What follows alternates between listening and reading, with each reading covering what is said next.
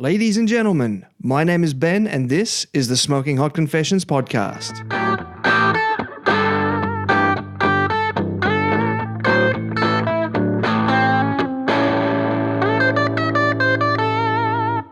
Hey family, it's Thursday, so you know it's time for another Smoking Hot Confession.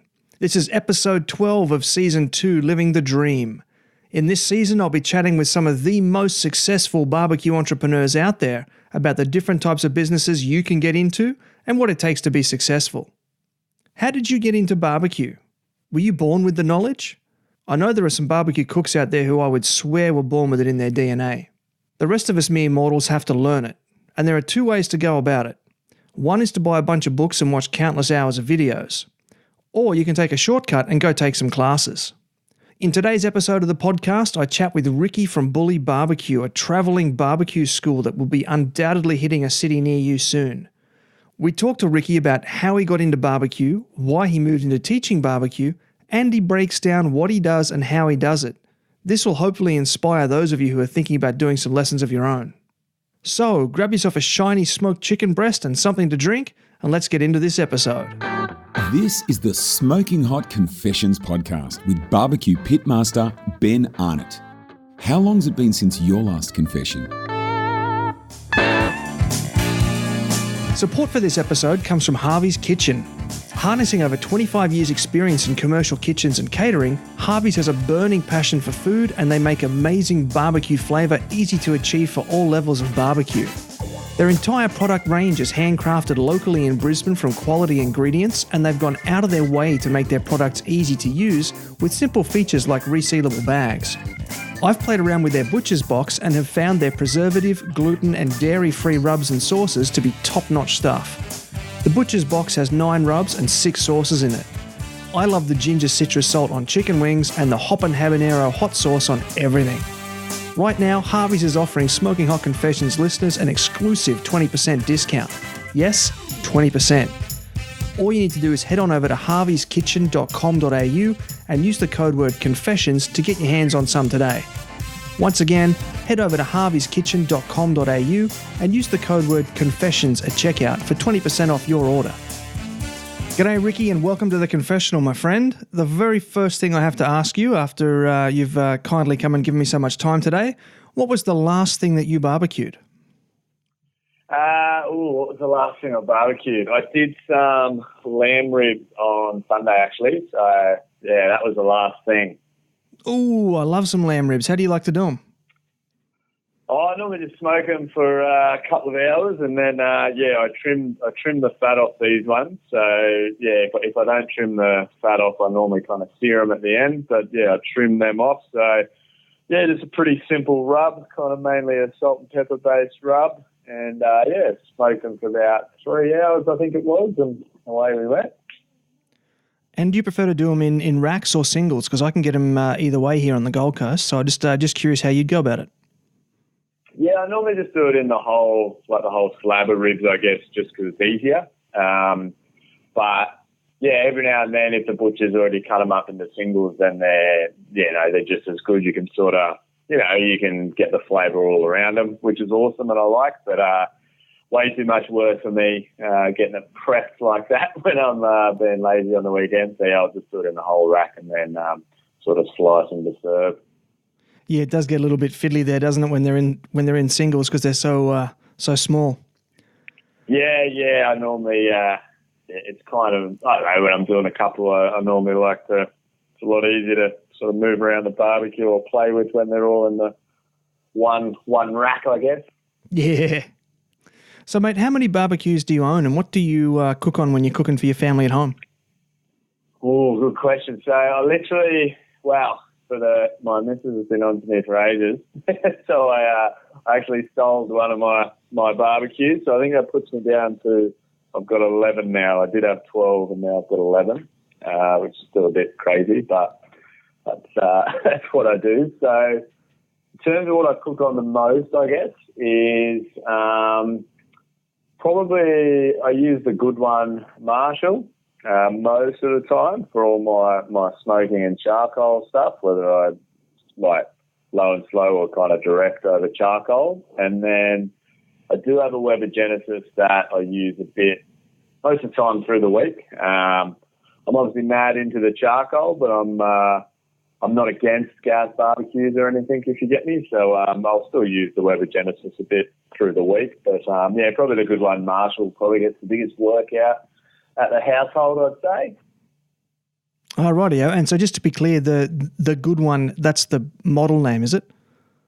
That's a brand. So that's kind of like as in, Weber or the brand's good one. And then Marshall is the model name, I guess you'd say, yeah. Ah, gotcha. So just going back to what you said before, you had to sell one of your barbecues. Which one took one for the team and how did you decide?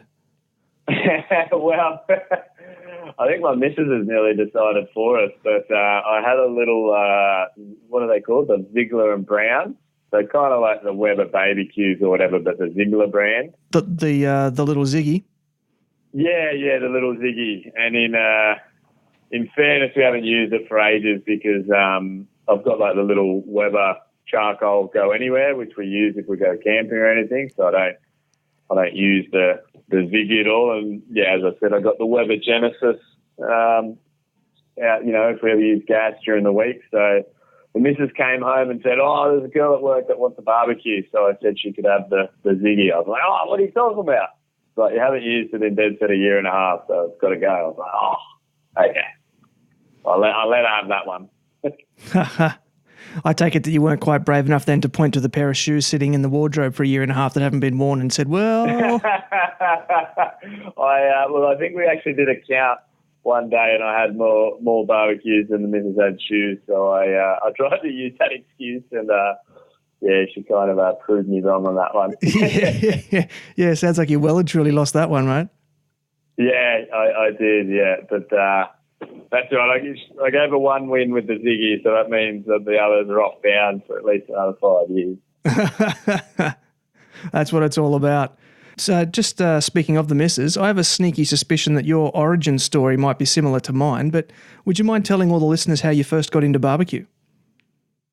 Yeah, mate. So I guess there's a couple of different things that got me into it, I guess. But yeah, my missus is American. So, but even before, well, just after I met her, actually, yeah, I studied abroad. I did uni for 6 months over in America. I studied at Kansas.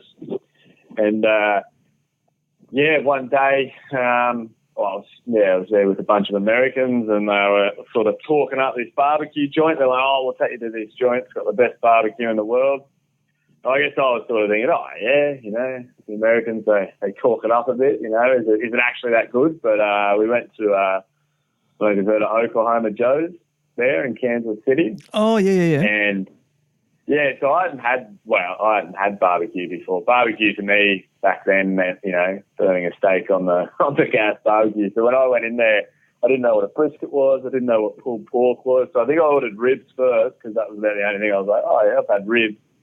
And then as soon as I ate it, I was like, "Wow, this is amazing." So then I think I ordered the brisket and I ordered the pulled pork. And they nearly had to roll me out of there, I think. And, it's sort of, I was like, man, as soon as I get back to Australia, I've got to work out how to cook that. So, when I got back, I bought a Weber kettle and just kind of, probably for a few years, worked out every way not to cook it because I didn't really have much idea what I was doing and read a lot of different stuff and just did a lot of cooks that didn't work too well. And then, I guess I just got pretty obsessed with it.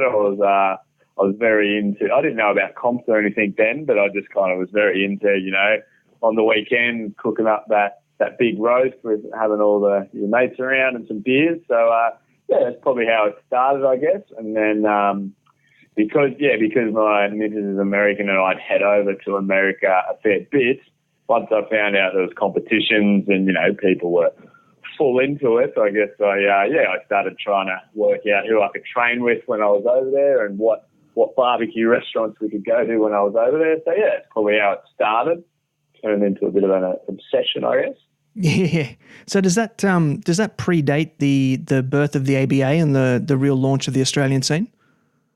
When I studied, it did, yeah. I'd have to,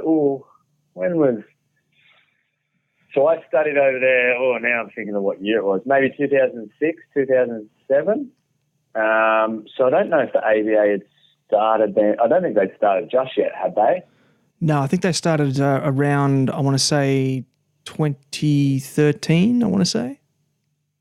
Yeah, that sounds about right. Yeah. So, yeah, I guess I got a taste for it then and was kind of doing a bit on the weekend, but nothing too serious. And about the time when I found out there was competitions, I think I must have seen a barbecue pitmasters on the TV. Probably just after that was when I first saw, the ABA Port Macquarie comp, I think, and that's when I kind of got excited. I was like, oh, okay, sweet. There's people doing this for competitions and, there's someone in Australia doing it. So that's probably when it went from a bit of a weekend warrior into a bit of a full-blown obsession, I guess, yeah. Yeah, I think we all fall down that rabbit hole pretty hard and fast. Now, Now, I understand that you've trained under one of the best there is. So who was that and how'd that come about? I guess there's a couple of different ones, but probably the one I spent the most time training with was probably Chris Marks. So it originally came about, it was a bit of a funny story, actually. So the Good One brand of barbecue that I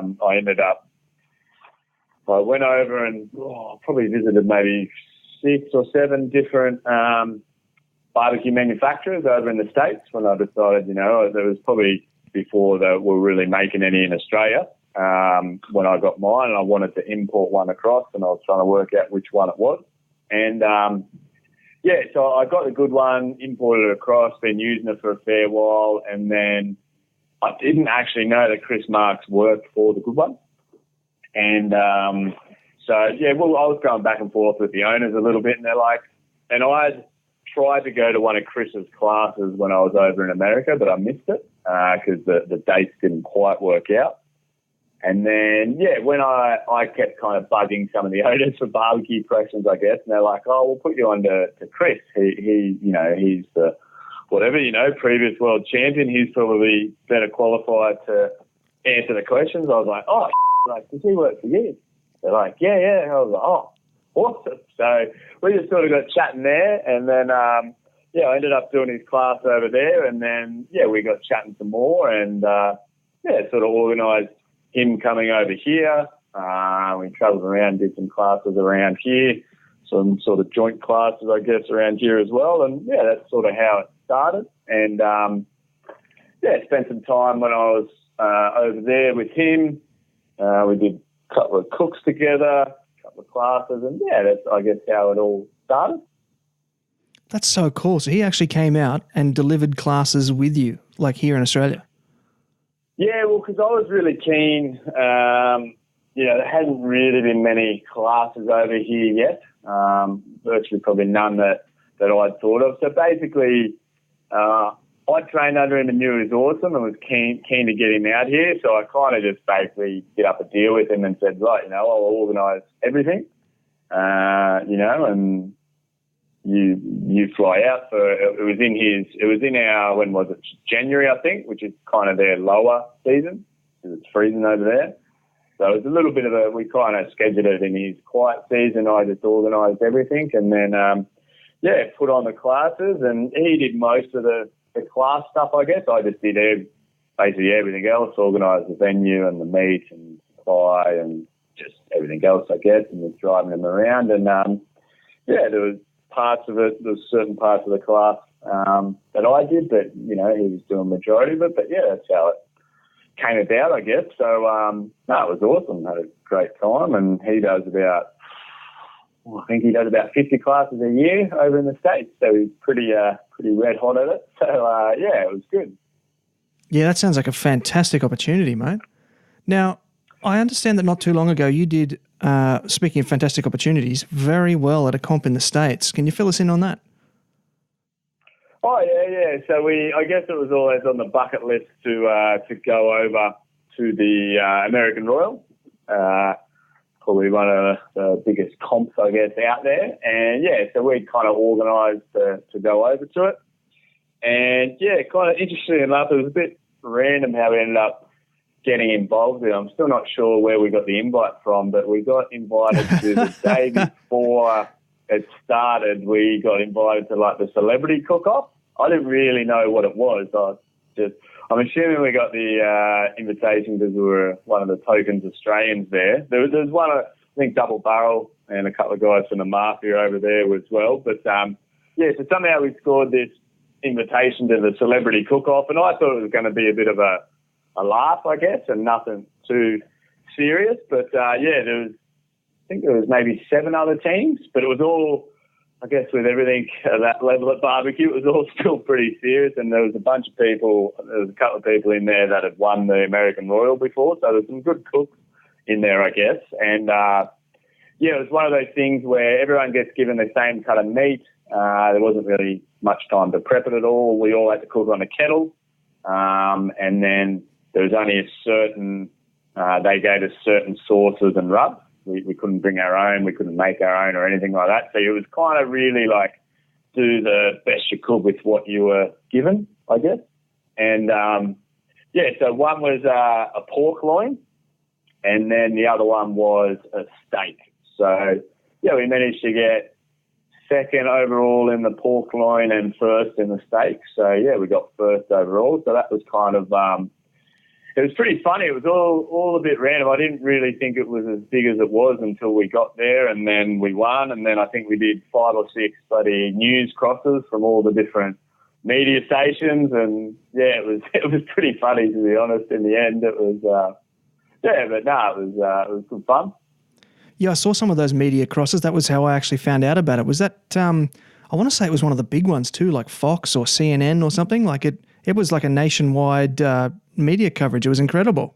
Yeah, there was a couple of kind of Kansas ones, like whatever it was. And then, I think there was one Fox and then one something else, I think it was. But, it was all a bit unexpected for us, I think. I thought it was just going to be, because we got these celebrities like ex-NFL players and ex-baseball players. The guy we got was just mad as a cut snake. He was like, mate, I don't know anything about barbecue, but I've drank a full esky of beer and I'm just going to get the crowd pumping. I'll be the hype man. I was like, right, mate, no worries. So, it was all, I guess we hadn't expected that. And then, when we won, I thought we might get a little ribbon or something and then head off. But there's all these people lining up and with the cameras, and it was pretty funny.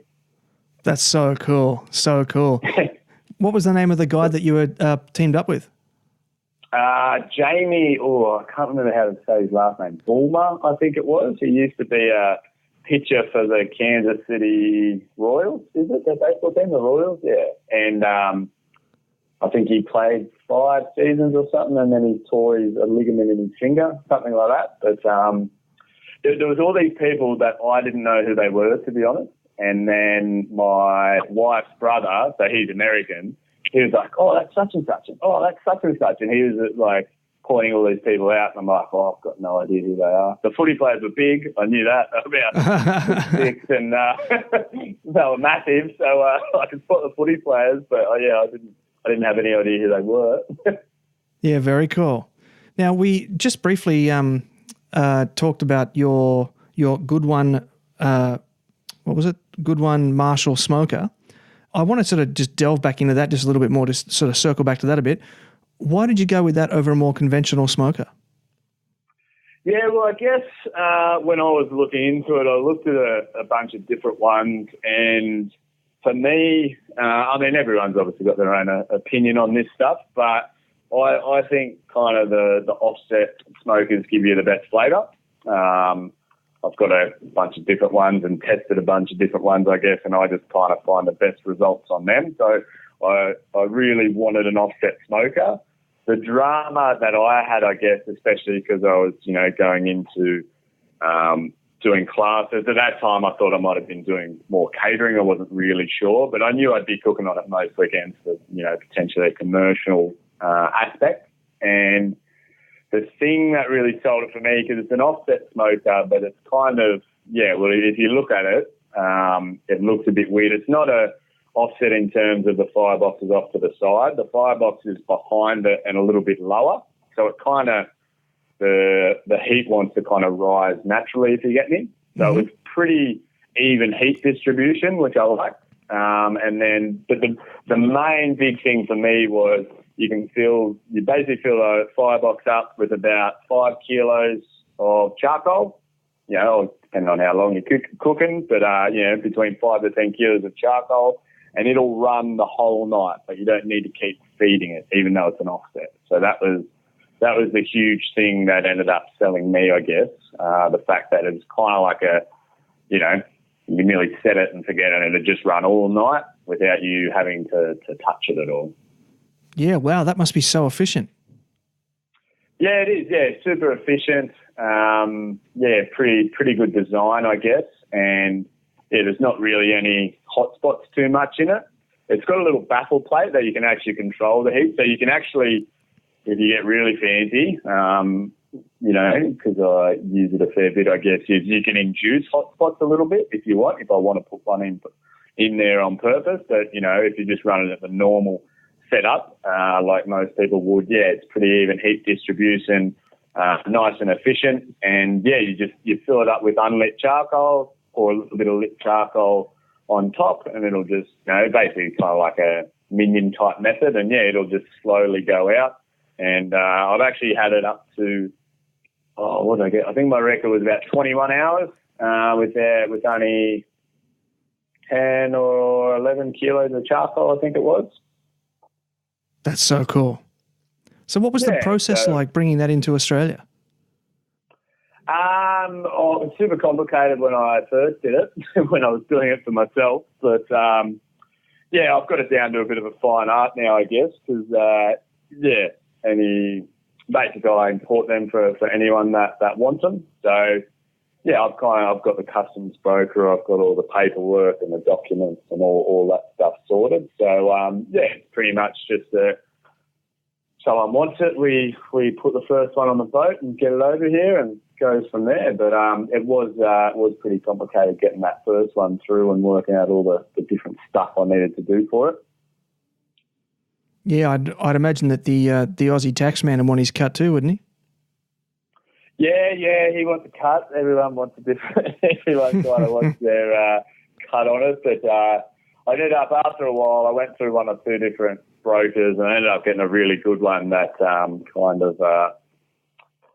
it's really funny how that whole stuff works, I guess. You can sort of, you can get, if you're not doing the right stuff or you don't really understand what you're doing, I guess you're going to be paying a lot more than you are supposed to.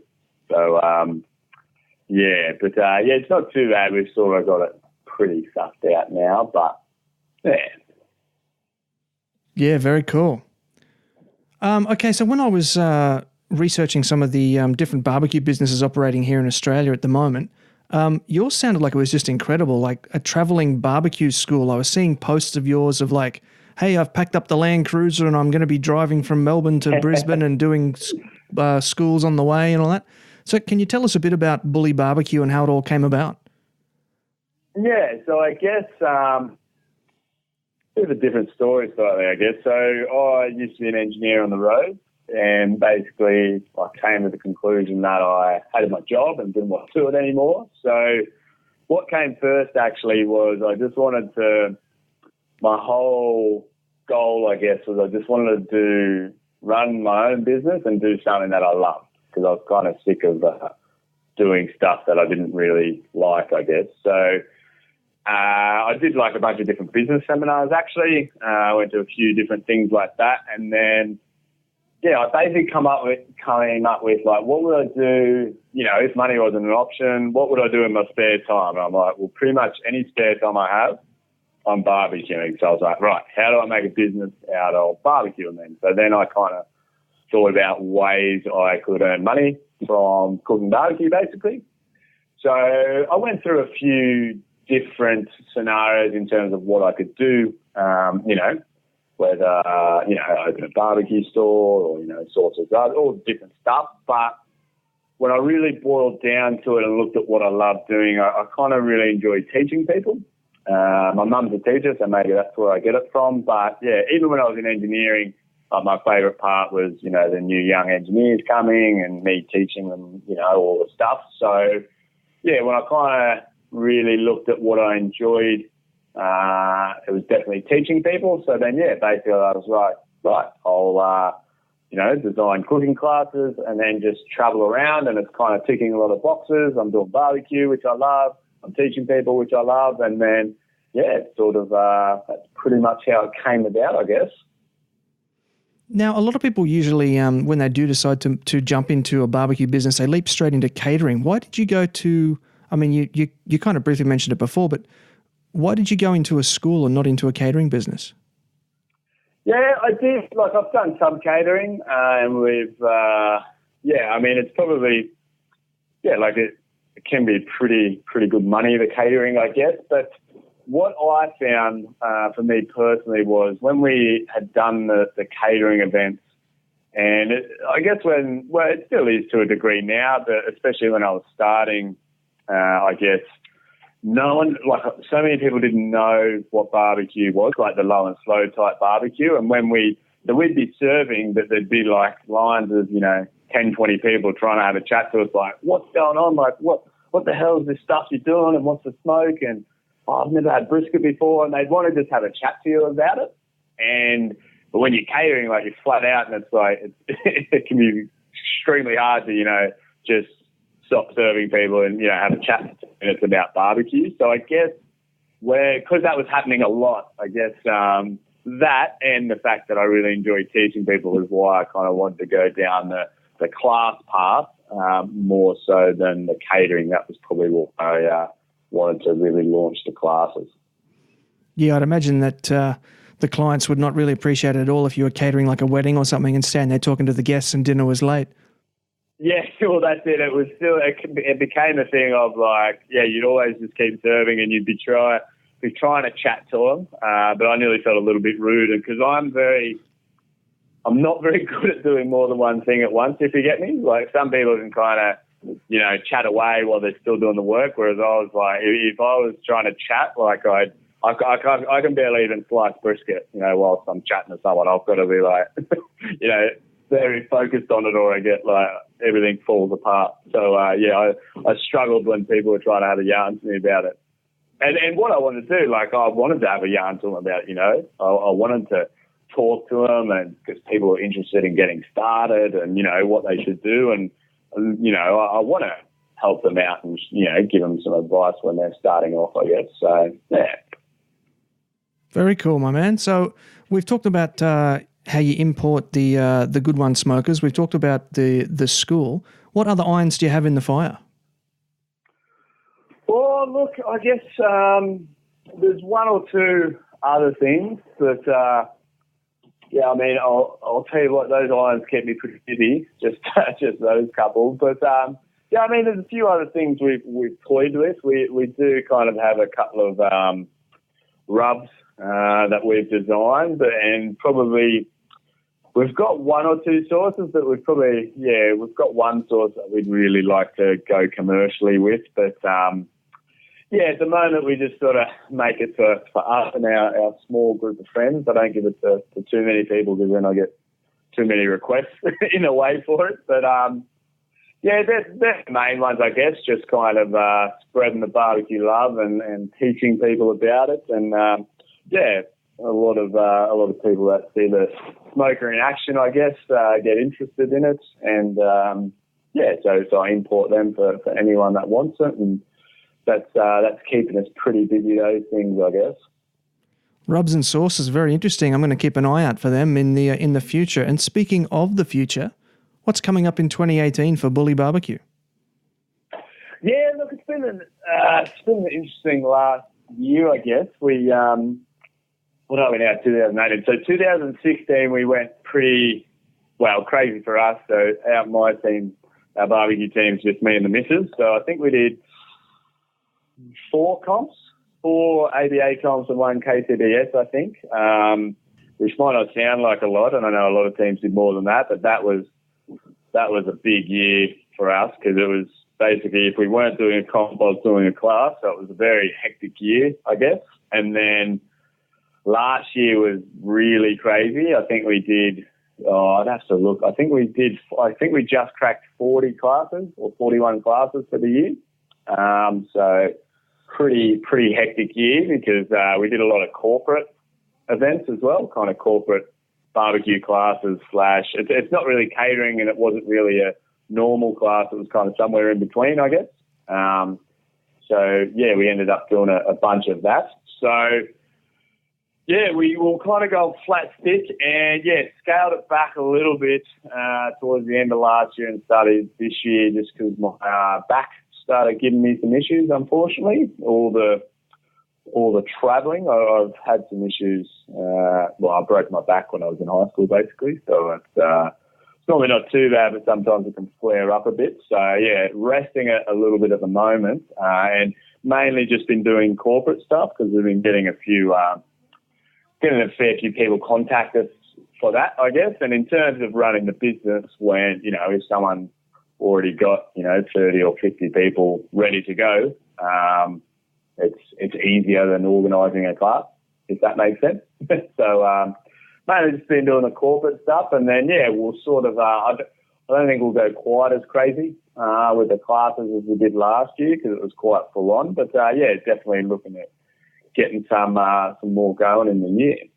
That's pretty much where we're at the moment. I'm just resting the back a little bit at the moment. Hopefully it'll be all sorted soon. I'm doing some comps. We're trying to work out which comps we can get to this year, and even if we team up with some of the other teams we're mates with, and we just do 1 or 2 meets each or something like that. Just something so we can get back. It's been a while since we've done a comp, so we're missing them, I guess. This is Andy Groneman, and you're listening to the Smoking Hot Confessions.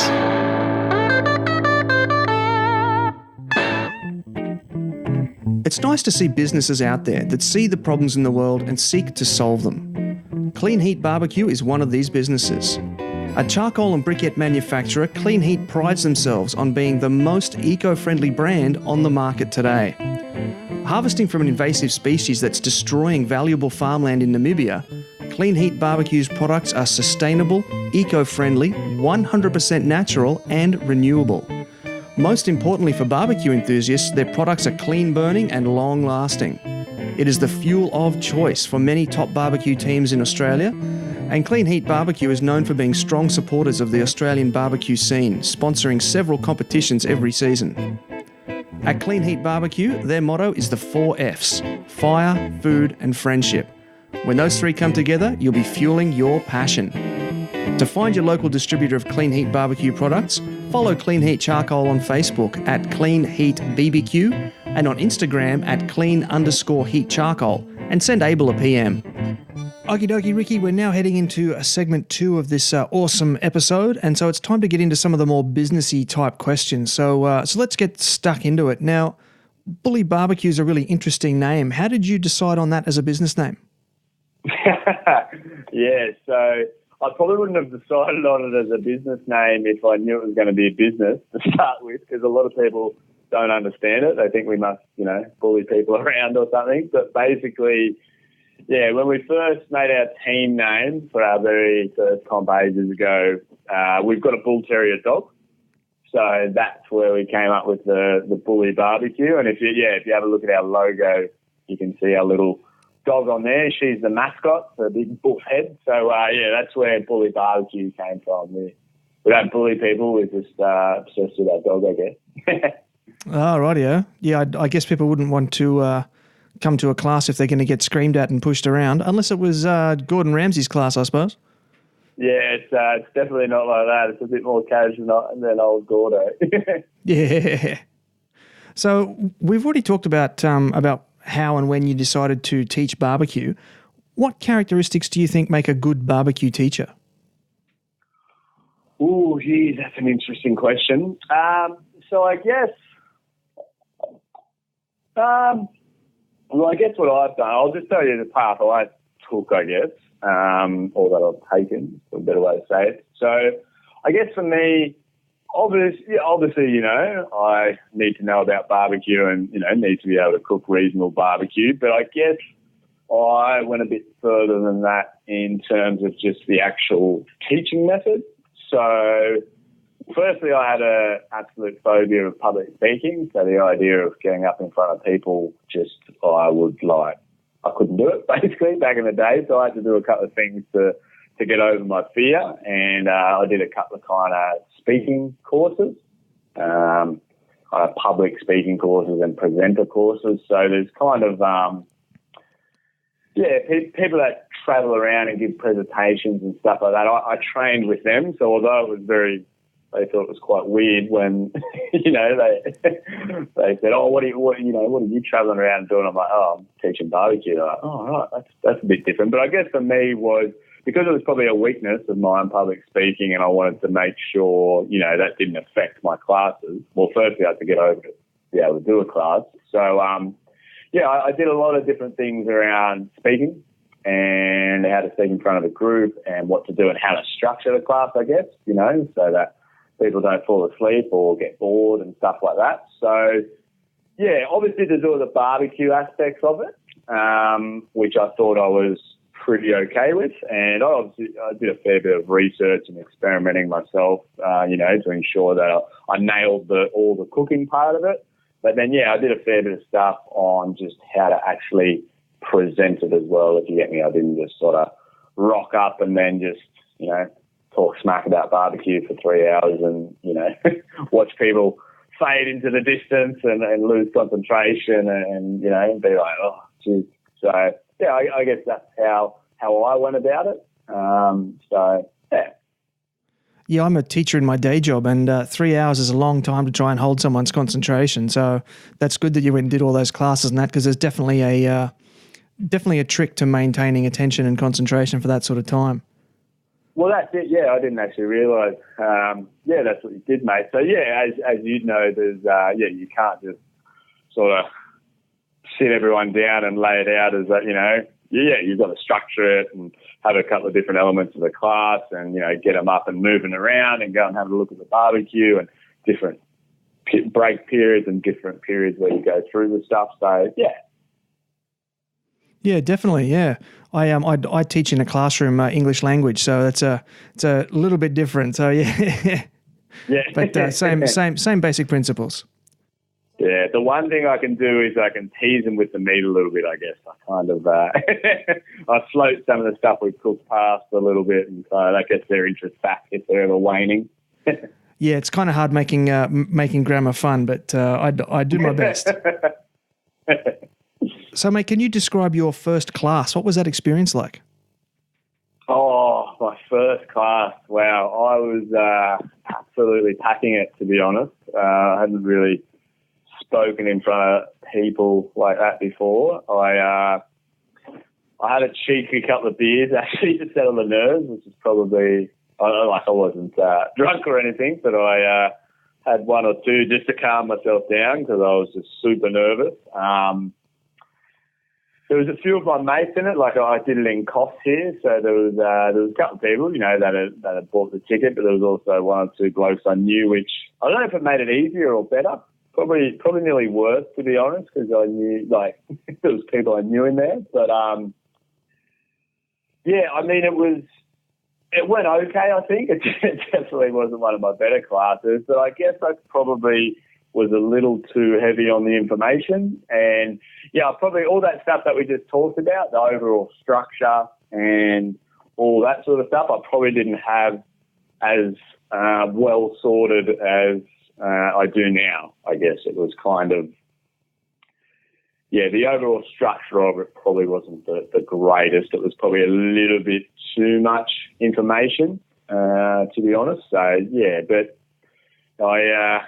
you always got to start somewhere. So that was pretty much mine. It was out at a winery, which was pretty good because most people had dug into a fair bit of the wine, so it probably didn't matter as much. Another thing I can't do in the classroom. Yeah. So, mate, how do you put a class together? How do you decide where, when, what to cook and what to cook on? So basically, when is I normally just do them on the weekends. That's just mainly because I travel to a lot of my classes. Where I basically just sort of get a venue. At the end of the day, we're learning to cook barbecue. I'm not teaching first aid or anything, so it's nothing too serious. So I normally just try to get a venue that's kind of in the same vibe as what I'm doing. You know what I mean? just somewhere kind of relaxed. And then in terms of what to cook on, I pretty much just use the Marshall for every class, just because it's heaps easier and I can leave it on overnight. If I had to stay up all night and tend to the barbecue, I don't think my classes would be great. I think I'd be very tired and scattered and not the best presenter. So, yeah, I always use the Marshall just because it allows me to, I'm just so used to it now, I guess, and I put it on about 9 or 10 that night and just let it go all night, and I know it's, not going to do anything funny on me and I don't have to watch it. And then in terms of what to cook, I guess I've done a few different classes, and yeah, I really just, when I started, I was just kind of doing the usual stuff, I guess, and then I kind of really just talked to the people at the classes when I started, and just really got a feel for what they wanted and what they wanted to learn about or what they wanted more of, and then I kind of just structured my classes from there a little bit, if that makes sense. Basically gave the people what they wanted for the different types of classes. Yeah, right. Sounds like a good strategy to me, mate. Now, you mentioned that you look around a bit trying to find venues that sort of match your own theme and your own style.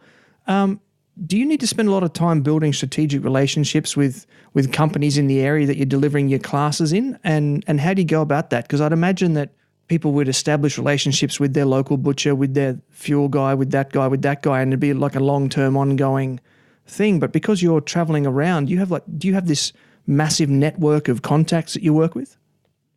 I do, yeah, because I think it's very important that, say if I'm doing a class in Brisbane, if they ask me where I got my brisket from and I say, Old Mate in Coffs Harbour, where I live, that's not much use to them.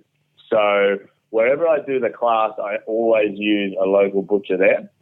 So it makes it a lot of work for me, I guess, because I've got, 10 different people to talk to instead of probably one. But I think that's important because I want to be able to send everyone that comes to the class to the same spot that I got the meat from. And yeah, sometimes it's awesome because they're already kind of quite into the low and slow type barbecue, or just any type of barbecue. They know a bit about it. Sometimes I kind of need to educate them a little bit on what we do in barbecue, and what we're looking for from them, I guess, because sometimes they're normally keen to learn, but they just haven't experienced that. They don't really know what we're looking for, I guess. So yeah, build a network of a lot of different butchers and meat suppliers and all that sort of stuff in every town. And then same thing again with the venues. Yeah, you sort of develop that relationship with them. And yeah, it can be hard at the start, I guess. There was basically just a lot of me going around, shortlisting, 5 to 10 that I'd like to do it at, just doing a bit of homework, I guess, before I got there in terms of where I could set up and, is the venue even suited for it? Because, it obviously needs a kind of an outdoor area to have the smoker, but then an area that's quiet enough for us to do the class and all that sort of stuff. And then, yeah, after you get the short list, it's just basically a matter of going in and introducing yourself and having a chat and seeing if they'd be open to it, and sort of, yeah, establishing the relationship from there, I guess. Okie dokes. And so are you able then to piggyback off the back of your venue for like a food license, or do you have to have a separate food license for each area that you want to deliver a class in, like a catering business does, for example? Yeah, I've got all the food licenses and all that sort of stuff myself. You might be able to piggyback off them potentially, but probably talking a little out of school, like I don't actually know. You might be able to do that or you might not. But basically I just got all the different licenses myself, just in case, because it was going to be my full-time employment. I just got all of that stuff just so I was covered, I guess. All the insurances, I've got all my own insurances and licenses and, yeah, all that I got myself. Oh, wow. So you've got like a food permit for Newcastle, one for Brisbane, one for Coffs, one for Sydney, like all up and down the East Coast? Yeah, pretty much, yeah. Depending on, obviously there's different stuff in different places, so depending on what you need. But yeah, I've got a bunch of different things all over the place for depending where we're going. Oh, wow. Okay, so what are some things that that people thinking of starting their own barbecue school should consider that they probably haven't thought of yet?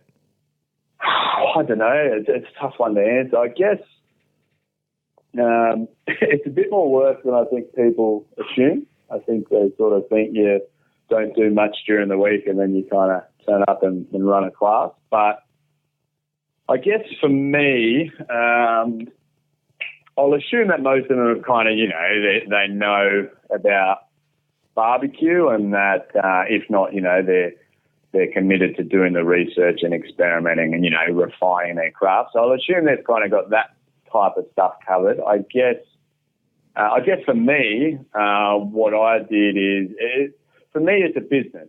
So, even if you're just going to run a class on the weekend wherever you live and still keep your day job, it's still a business at the end of the day, I guess. And so I got a business coach.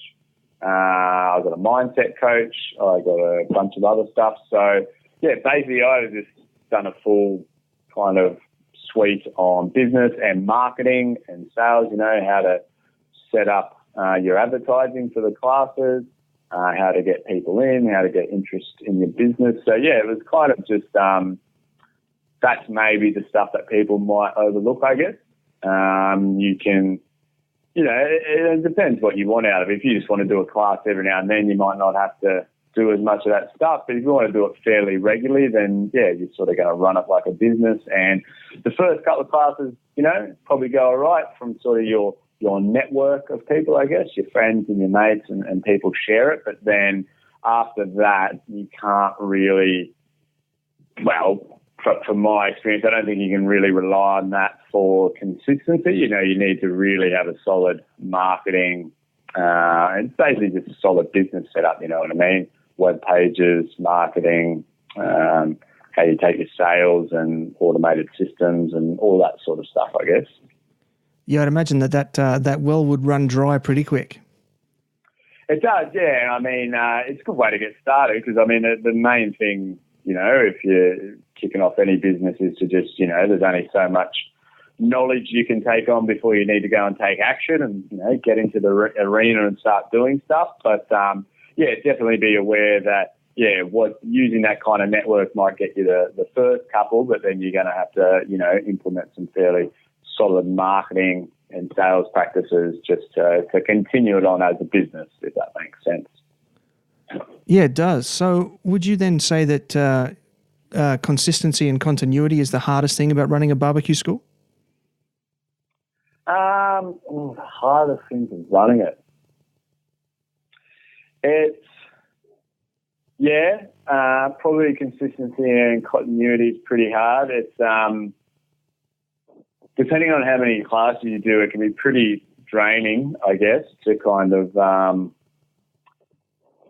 you'll prep, because I run classes, one after another every weekend and stuff. You're kind of all week you're organising the different venues and the meat and the supply and all the different stuff and the marketing. The marketing takes up probably a lot of the time, and then I guess it's hard just kind of working all weekend as well. You know what I mean? Setting up for the class, delivering the class, and I'd take pretty important, making sure I was very switched on for the class, if that makes sense. I didn't want to rock up tired or not deliver that good of a class. So it's probably, I actually think if I was to boil it down to one thing, the hardest thing is probably consistent marketing and scheduling. So scheduling of just, your whole week and your weekend and how when you're getting the meat delivered by, when you're putting it on, how you're running the class, the timesheet of the class is super important. So the scheduling of not just the class and the event, but kind of the whole leading up process to it as well, I guess. That's really interesting. In a few episodes ago, I was talking to Mark from Smartfire. He was saying logistics was the hardest thing about running a manufacturing company, and that's kind of the same sort of similar thing that you're saying here. Is that it's not the barbecuing, it's not the teaching, it's the what's underneath that, what's the bedrock holding that up. That's the trickiest bit. That's really interesting. Yeah, that's right, and it's kind of yeah, I mean, you have to treat it like a business, you know what I mean? It's a business that I love and it's a passion I've got, but yeah, in order to, it's still a business at the end of the day, you know what I mean? I get income from running classes and you know, selling a couple of smokers. So yeah, you still have to have that structure of a business, you know what I mean? Like I've got staff members, I've got 1 or 2 full-time staff that help me with the stuff, and then probably 5 part-time staff with it. So yeah, it's a full-on business, I guess. It's kind of not it's not as easy as just, you know, putting a post on Facebook that you're going to do a class and then running it on the weekend. Well, you know, for me to do it full-time, yeah, I couldn't really survive like that. If I was still working during the week and getting another income and I just did them every now and then I probably could. But yeah, for me, for it to be my full-time source of income, yeah, I had to set it up correctly, I guess. Yeah, definitely. Go big or go home. So conversely then, what is the best thing about running a barbecue school?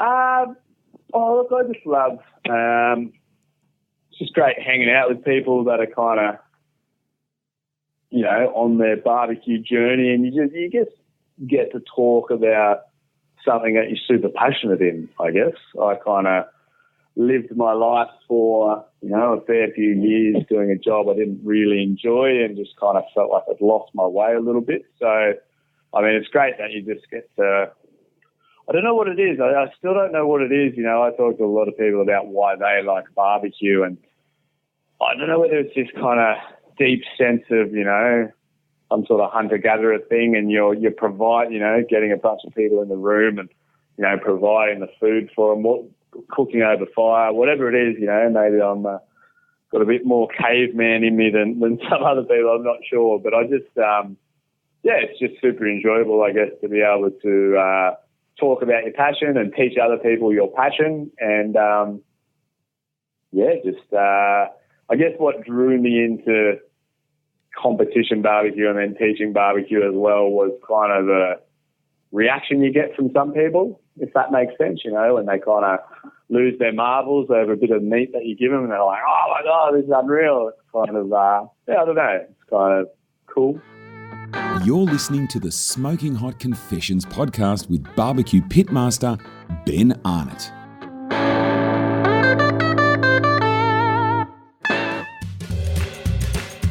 Big thanks go out to JAGRD Woodfired for helping me bring you this episode.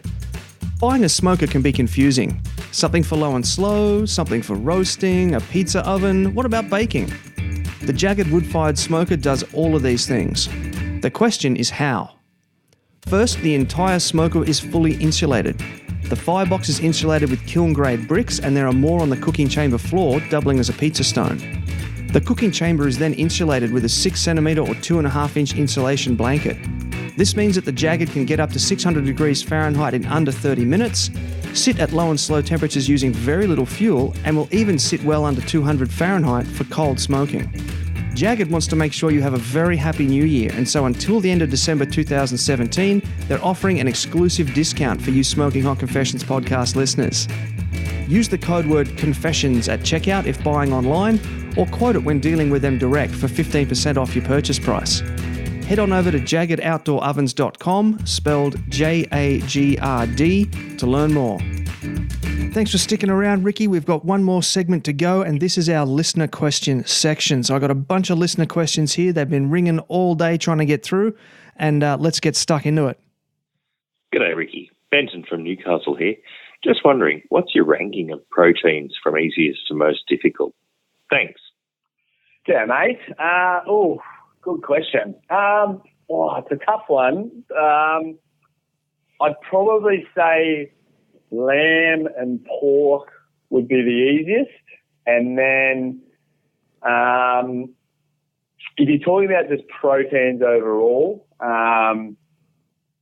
it's a tough one. It's probably then beef and chicken, but I guess that's coming from a competition part of me a little bit, I guess. I do think chicken's probably, and not even necessarily the most difficult, but the most fiddly in terms of when you're doing a competition. But for the home cooking, I think chicken's pretty straightforward. So, oh man, it's a tough one. Probably, I think brisket's pretty hard when you're starting out.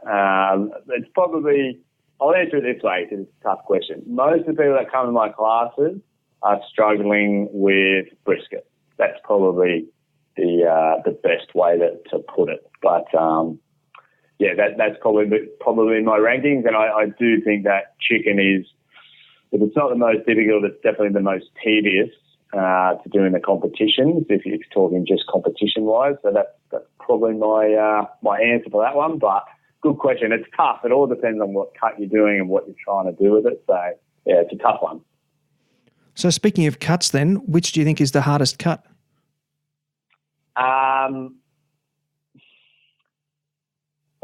I think brisket's actually pretty straightforward once you understand it. But I think a lot of people just don't understand it, or they've taken little pieces from different cooking methods, if you get me, and put it together. And it's kind of like a jigsaw puzzle, but they're trying to solve it with 4 different boards and putting different pieces together, and they're kind of not fitting. So I do think that brisket is probably the one that most people have trouble with when they come to my classes. And, yeah, that's probably what I get the most questions about. But once they understand it, a lot of people then come back with, it's pretty easy. I'm nailing it pretty well now. I'm not sure. Yeah, it was just a confusion thing at the start, I think. Hi, Ricki. Well, from Singleton here. What's the most user-friendly smoker for a first-timer and why? Thank you. Bye. Well, how you going, mate? Another good question. I mean, this is a very hard one to answer as well. It kind of depends on what you want to do with it and what your budget is, I guess. Now, I'll obviously preface this with, I sell certain smokers, so obviously I'm probably, there's a reason I sell them. I think they're pretty easy to use. But look, if we're boiling down to it, if you want something reasonably cheap, I'd probably think any of the kind of vertical smoke, like the R2D2 smokers, so like the Weber Smoky Mountain or the Pro 2 or something like that, I think are pretty easy.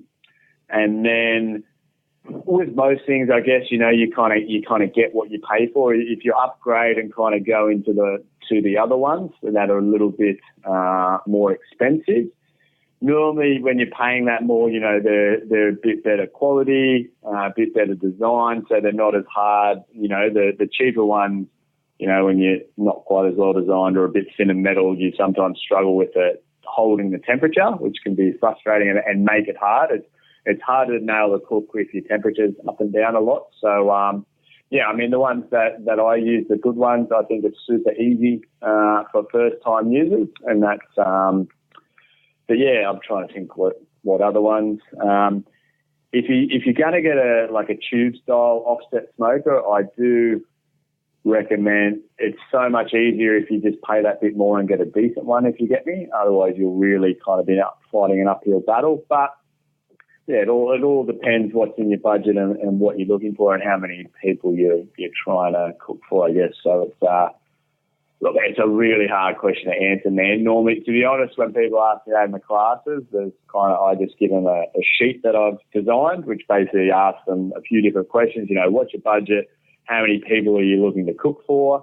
Because a lot of people I find buy a smoker and then it's not big enough and they buy another one, and that's probably why I've got 12 smokers, because I kind of kept buying them not big enough for what I wanted. So yeah, hopefully that shed a bit of light on some stuff to think about, I guess, when you're looking at it. But there's probably there's a few different factors, I guess in that. Yeah, some great advice there, mate.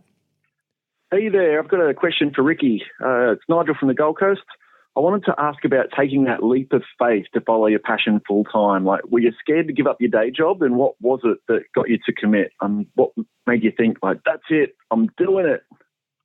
Hey, Nigel. I definitely was, mate. I guess what, for me to overcome it, I guess, I'd made the decision first that I wanted to quit my day job, and then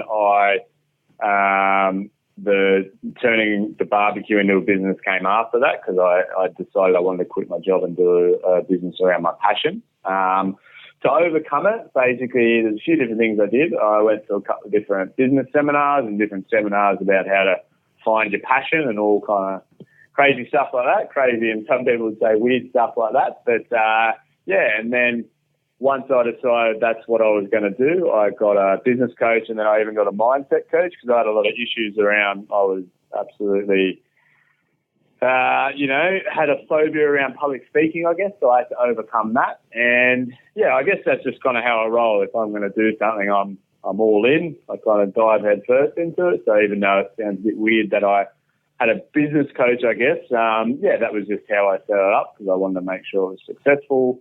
And, back then I'd run a construction, engineering type company, but I hadn't run a business like this before. So, I basically just started getting a bunch of mentors, both in the barbecue industry. I got some mentors there that I kind of trained under and watched closely and work with, but then also mentors just in the business and marketing world as well, I guess, to kind of, look at how to run an effective business.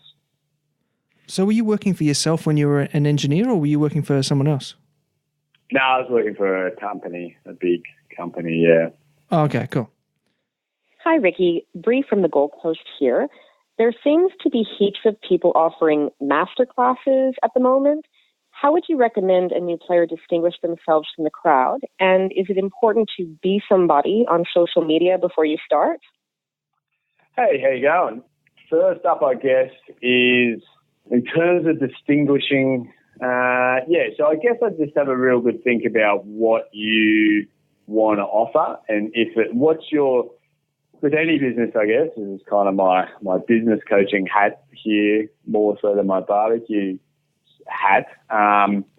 You want to work out, in terms of what does make you different. So you're kind of talking about what distinguishes you from the crowd. So, I guess you need to work out what would be different about your classes, what's different about how you run them, or, maybe what you offer or anything like that. And then when you find that point of difference that you don't think is being offered, you kind of need to draw attention to that in your advertising and your marketing, I guess.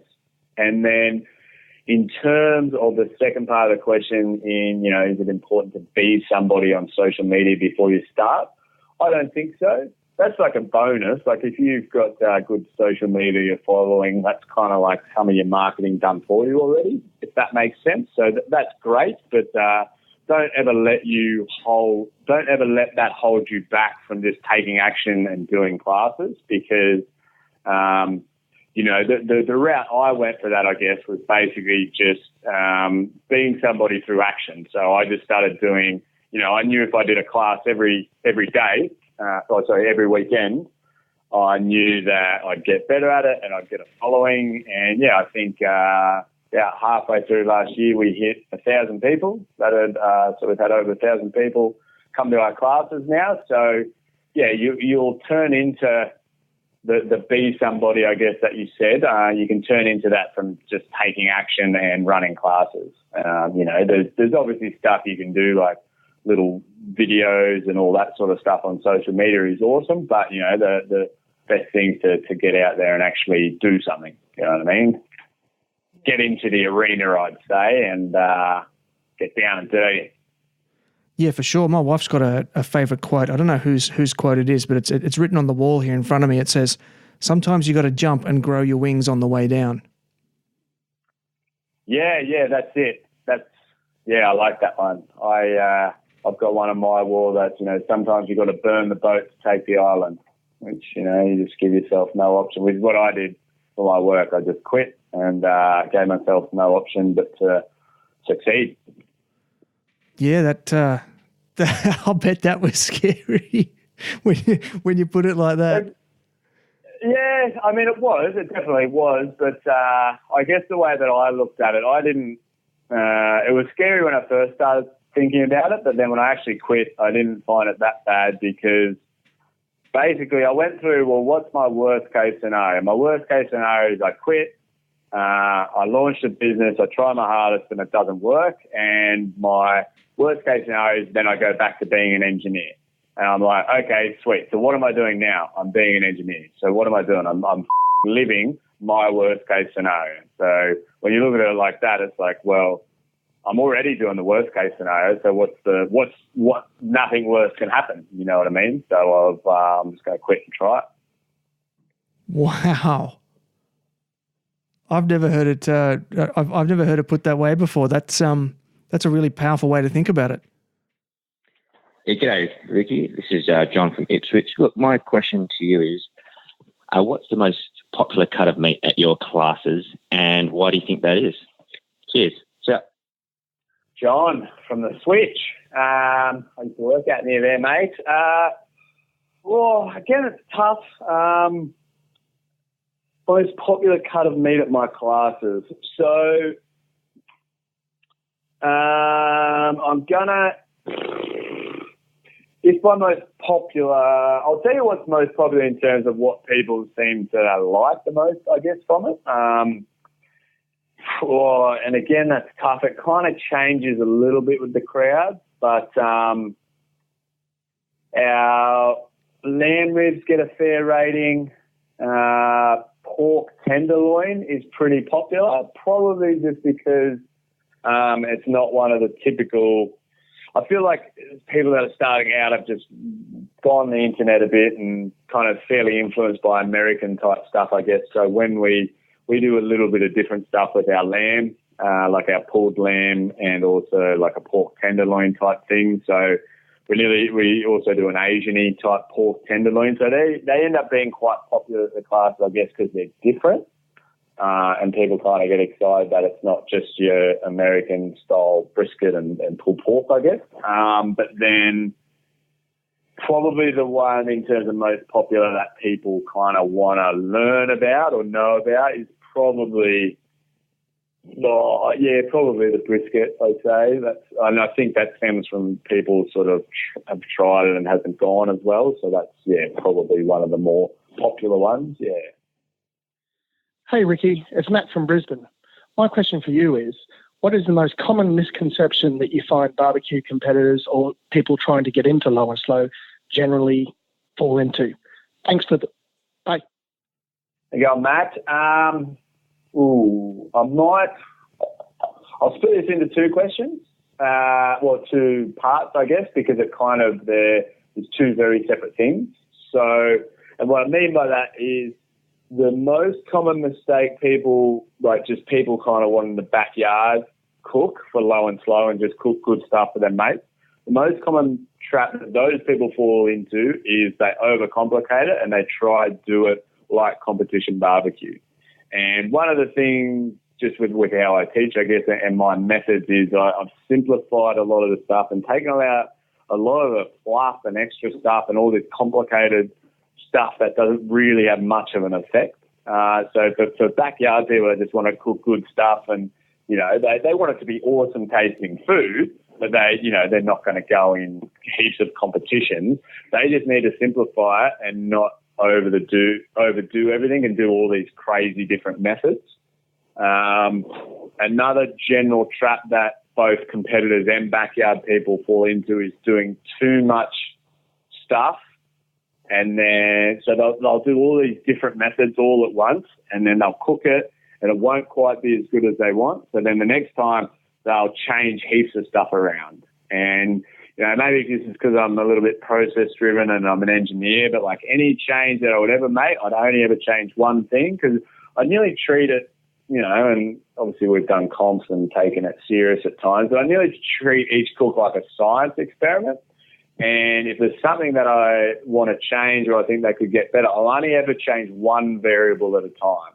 If I change too many things, I don't know, it might come out awesome the next time, but I don't actually know what it was, which thing I did different. So I always only ever change one thing.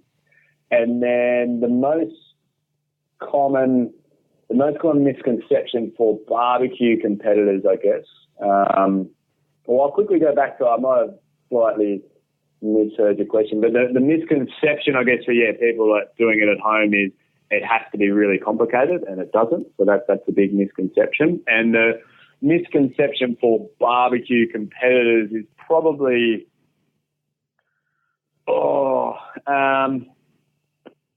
at times, at times for the competitors, you need to remember you're cooking for judges and not yourself. And you nearly, one of the top guys I trained under probably said it perfectly in terms of, you're not necessarily trying to cook the best barbecue you can. You're trying to cook something that doesn't offend anyone.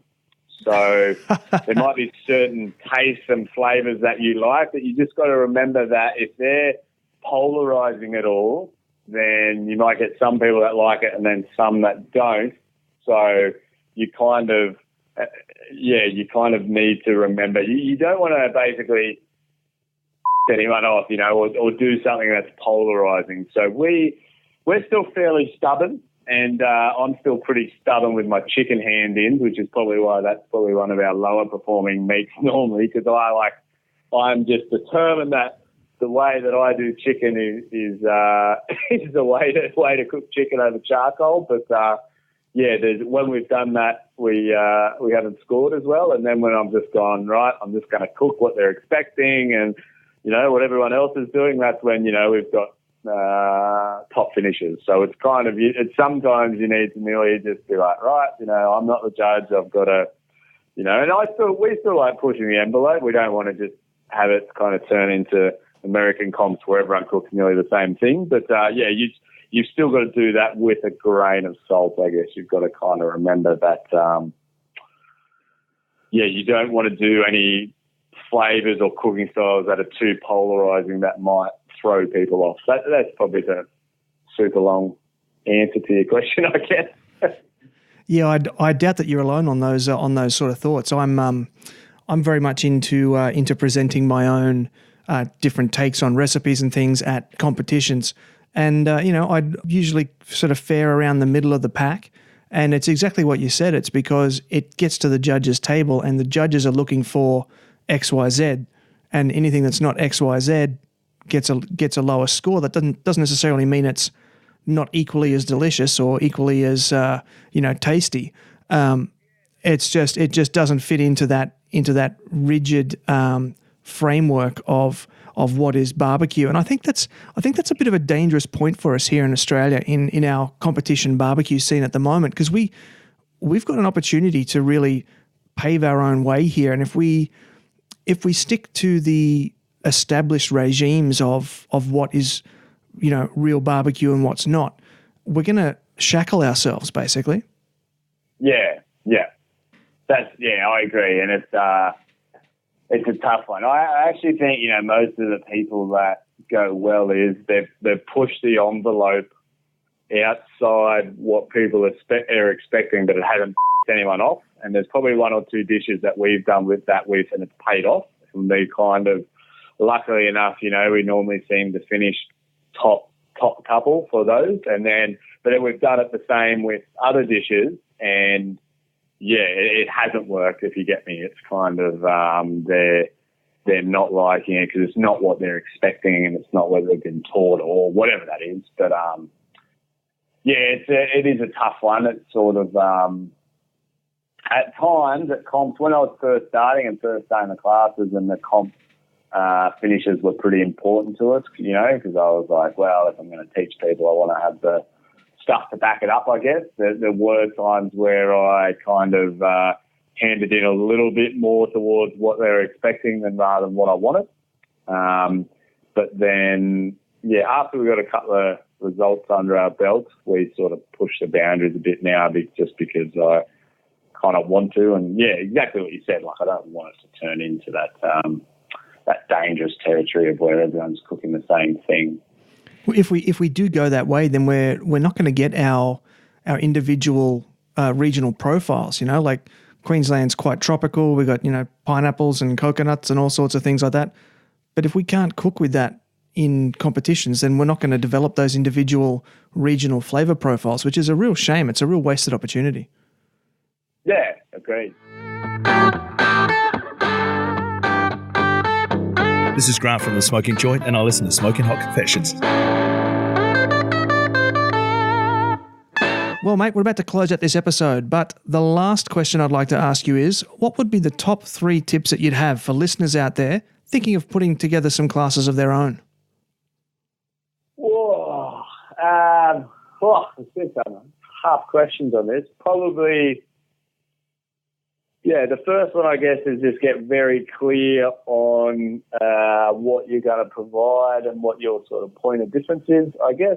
The second would be I think most people probably think about the barbecue aspect of it, but they'll, probably think about just the actual business aspect of it, you know what I mean, and get a really good understanding of marketing and how you're going to promote it and how you're going to get people there. And then thirdly,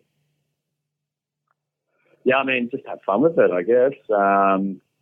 Make sure, it's, I think the great thing about doing the classes is that it's enjoyable. So, just make sure you have a good time with it. Awesome, mate. That is some great advice. Well, the studio is now yours. So please give some shout-outs to whomever you'd like and make sure you let all the listeners know where we can track you down on the internet. Yeah, no worries. Shout-outs. Probably have to give a shout-out to the caterers down in Melbourne with the Q Club they've launched down there. I think it's pretty ballsy what they've done to do that, and it's going awesome. It's a great little spot. It's a great idea. So Pam, Andrew, and the rest of the team they got down there at the Natural Born Grillers, I'll give them a big shout out to them. And then who else? Probably the Texas boys, I guess. I'll give a shout out to them purely because Dale Braithwaite was touring up here the other day, and made me think of those boys. They love Daryl Braithwaite. If you ever near them at a comp, they will not shut up about Daryl. That'll probably do us for the shout-outs, I guess. There's a bunch of other people, but, I'm sure I'll see them around at the comps. And then, in terms of if you want any stuff from us, the easiest thing's just to grab us on Facebook. So just, Bully BBQ with an S on Facebook. And, keep on barbecuing everyone out there. So that's Bully BBQ with an S. So Bully BBQs. Yeah. Awesome. Well, mate, thank you so much for stopping by the confessional and spending the time with us here today. I've really appreciated that time, and I look forward to seeing where Bully BBQ is going in the future. Yeah, no worries at all, man. It's awesome what you're doing here. It's good to be a part of it, and I look forward to seeing what you're doing in the future as well, mate. Thank you. Well, family, how good was that? Ricki was really brave quitting an engineering job and going for it the way he did, but when you know, you know. He obviously really knows his stuff and has quite literally built a business around the lifestyle that he wanted to live. He really is living the dream. Make sure you follow him on all the socials at Bully BBQs. That's BULLY BBQS. Coming up next Thursday, I'll be sitting down for a good yarn with Cameron from the incredible barbecue retail store, BBQ Spit Rotisseries. With a 12-year history, BBQ Spit Rotisseries manufactures an innovative and affordable product range. If running a barbecue shop is what you dream of at night, you gotta catch this one. Big thanks and much gratitude go out to this episode's sponsors, Harvey's Kitchen, Clean Heat Charcoal, and JAGRD Woodfired Smoker Ovens. Their support makes this project possible. I've put their links in the episode description, so please click on through to their sites to claim those awesome offers for you loyal Smoking Hot Confessions listeners. If you have a message you'd like to get out in front of a barbecue mad audience, send me an email directly at ben@smokinghotconfessions.com and let's have a conversation.